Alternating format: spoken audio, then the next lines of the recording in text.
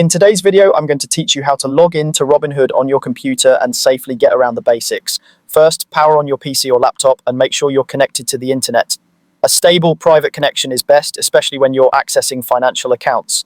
If possible, avoid public Wi-Fi and use a trusted network at home or work. Next, open your preferred web browser. Google Chrome, Firefox, and Microsoft Edge all work well. Once it's open, click the address bar at the top of the window, type www.robinhood.com and press enter.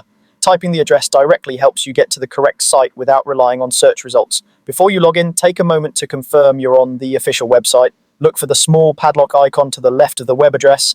That lock indicates a secure, encrypted connection, and the URL should be spelled exactly right. If something looks off, stop and close the page. On the Robinhood homepage, click Login, usually found at the top of the page. You'll be taken to the sign-in screen. Enter your Robinhood username and password carefully. If you're on a shared or public computer, avoid saving your login information and make sure no one can see your screen. If you have two-factor authentication enabled, you'll be prompted for a verification code. Check your phone or email depending on how you set it up and enter the code promptly. These codes typically expire after a short time. Never share a code with anyone and only enter it on the official site you just verified. Once you're logged in, you'll land on your account dashboard. From here, you can view your investment portfolio, including your current positions, overall balance, and recent performance.